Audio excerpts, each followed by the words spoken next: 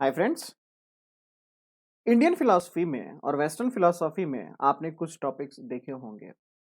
एक बड़ा ही इम्पोर्टेंट, एक बड़ा ही महत्वपूर्ण टॉपिक है आपका द कॉजेशन थ्योरी, कार्य कारण का सिद्धांत।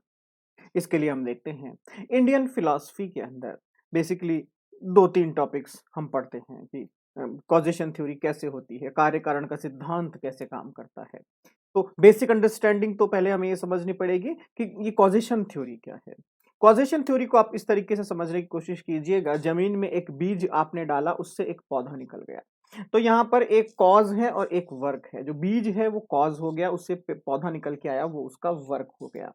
ये एक सिंपल कंसेप्ट मैंने आपको बताया कॉजेशन थ्योरी को किस तरीके से पढ़ा जाता है।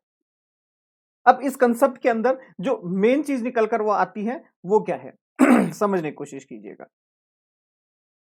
एक बीज है और एक उससे पौधा निकलकर बाहर आ गया। सिंपल। ये एक कॉजेशन थ्योरी का एग्जांपल मैंने आपके सामने दिया। कंफ्यूजन कहां पर हुई?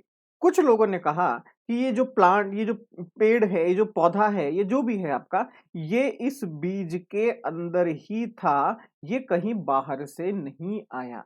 और फिर इस प्लांट से एक बीज पैदा होगा, फिर इस बीज से एक प्लांट पैदा होगा, और ये सीक्वेंस जो है ये इसी तरीके से चलती रहेगी। इसको हमने कहा सत्कार्यवाद। सांख्य, योग फिलॉसफी इसको सपोर्ट करती थी। दूसरा कंसेप्ट निकल कर ये आता है कि भैया बीज के अंदर पेड़ कहां से आ गया। जब ये बीज मिट्टी के अंदर गया तो मिट्टी के अलग अलग न्यूट्रिशंस इसके साथ मिले। मिट्टी वहां पर थी, पानी वहां पर था, एक स्पेसिफिक टेम्परेचर वहां पर था, स्पेसिफिक प्रेशर वहां पर था। तब जाकर कहीं इसके अंदर एक नया डेवलपमेंट हुआ, जिसको हमने प्लांट कह दिया। तो यहां पर ये इसके अंदर नहीं था, ये प्लांट एक नया स्टेज है, एक नया डेवलपमेंट है। ये पुराना नहीं था, ये नया डेवलपमेंट है। और ये जैसे ही खत्म हो जाएगा फिर कहानी खत्म हो जाएगी। ये इंडिविजुअल है। इसे कहा गया असत्कार्यवाद। न्याय और वैशेषिक फिलॉसफी इसको सपोर्ट करती थी। मीमांसा ने कहा कि ये सब तो ठीक है, लेकिन शक्ति होना बहुत जरूरी है। इस बीज के अंदर इतनी पावर होना जरूरी है जिससे कि ये प्लांट का डेवलपमेंट कर सके। तो उनका कंसेप्ट कहलाया शक्तिवाद। तो ये तो इंडियन फिलॉसफी की कहानी हो गई। ऐसा ही कुछ कंसेप्ट वेस्टर्न फिलॉसफी के अंदर भी चलते थे कि कॉजेशन थ्योरी क्या होती, relation between work and cause, ये किस तरीके से हम रिप्रेजेंट करेंगे, किस तरीके से हम इसका प्रस्तुतिकरण करेंगे। तो ये एक बड़ी ही लड़ाई थी कि इसका रिप्रेजेंटेशन नहीं हो पा रहा था। लॉक कुछ और कहेगा, बर्कले कुछ और कहेगा, प्लेटो कुछ और कह रहा है, कोई कुछ और कह रहा है, सब अपने अपने अपने अपने विचार रख रहे हैं। एक रेवोल्यूशन होता है, उसी वक्त एक ऐसा फिलोसफर आता है जो इन सब को बायकॉट कर देता है। ऐसा कंसेप्ट बताता है जिस कंसेप्ट के ऊपर पूरा का पूरा इंडियन फिलॉसफी का कॉजेशन थ्योरी, पूरा का पूरा वेस्टर्न फिलॉसफी का कॉजेशन थ्योरी खत्म हो जाता है। हालांकि मैं ये नहीं कह सकता कि वो कितना सही है या कितना गलत है, बट उसने आपको सोचने का एक नया नजरिया दे दिया कि कॉजेशन थ्योरी को आप इस तरीके से देखने की कोशिश कीजिए। उस फिलोसफर का नाम था ह्यूम। जी हाँ, फिलोसफर का नाम था ह्यूम। ये बेसिकली एक अनुभववादी है, एम्पिरिसिस्ट है। ह्यूम ने क्या कहा कि एक तरफ आपका बीज है, एक तरफ आपका प्लांट है। कुछ लोग कह रहे हैं कि प्लांट बीज के अंदर था, कुछ लोग कह रहे हैं प्लांट बीज के अंदर नहीं था, कुछ लोग कह रहे हैं इसमें एनर्जी थी, व्हाटएवर, अलग अलग कंसेप्ट हैं। ह्यूम कहता है कि ये दोनों अलग अलग इंसिडेंट हैं और संयोग से, किस्मत से एक के बाद दूसरा इंसिडेंट हो रहा है। इट मीन्स ह्यूम कह रहा है, हम कहते हैं कि बादल आते हैं तो बारिश होती है। ह्यूम कहता है कि इसका लॉजिकली प्रूफ करके बताइए कि हमेशा बादल आएगा तो बारिश होगी। तो आप कहेंगे नहीं सर, हमेशा तो नहीं, लेकिन 90% बारिश होती है। तो ह्यूम कहेगा अच्छा 90% ही क्यों होती है, जब उसके अंदर एक ऐसा नियम आपने लगा दिया कि ये तो भैया कंफर्मेशन है, मैंडेटरी है, बादल आएगा तो बारिश करके ही जाएगा, तो फिर 10% क्यों नहीं हुई। ह्यूम कहता है कि आज से हजारों सालों पहले अगर हम ये देखते कि पहले पानी गिर रहा है और उसके बाद बादल बन रहे हैं, तो हमारे ये मेंटालिटी हो जाती कि बारिश आ गई है, अब लगता है बादल बनेंगे।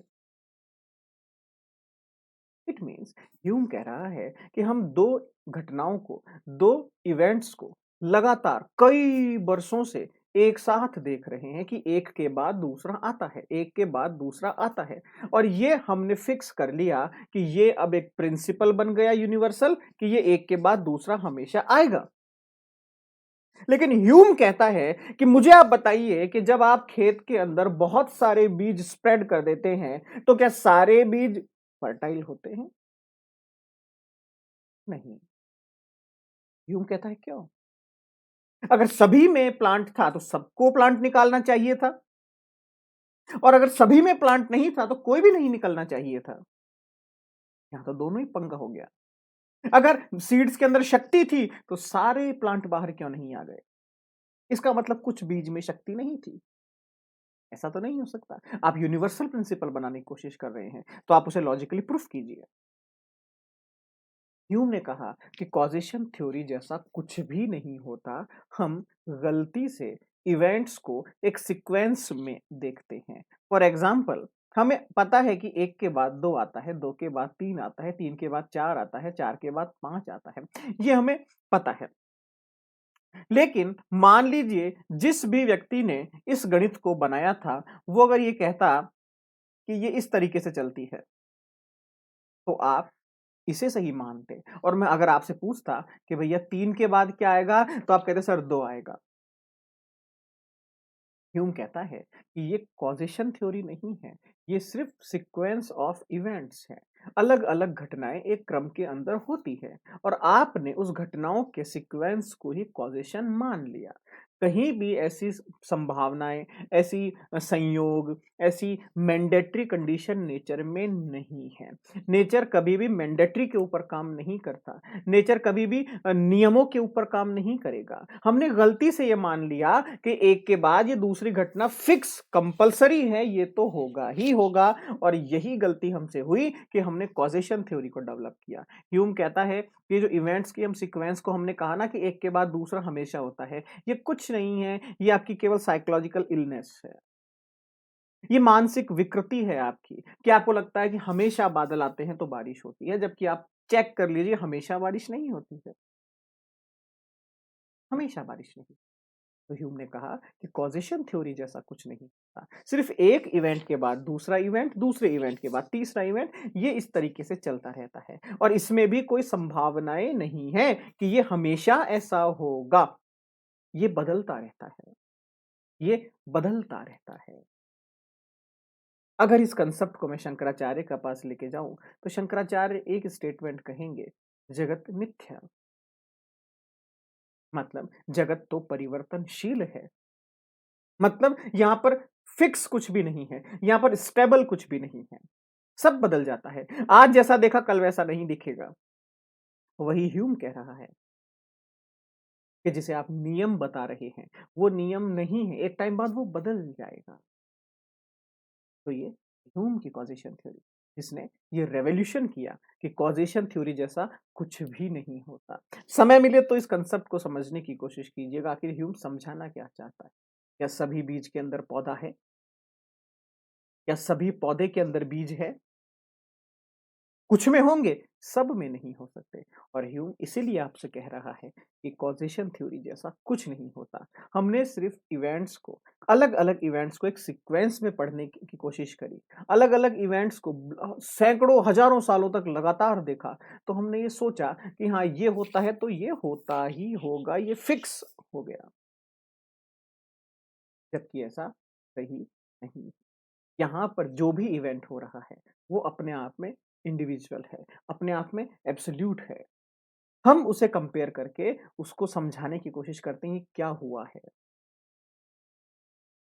तो फ्रेंड्स, ये था आपका द कॉजेशन थ्योरी, और या फिर मैं कहूँ the comparative study of causation theory between Indian and western world. Thank you.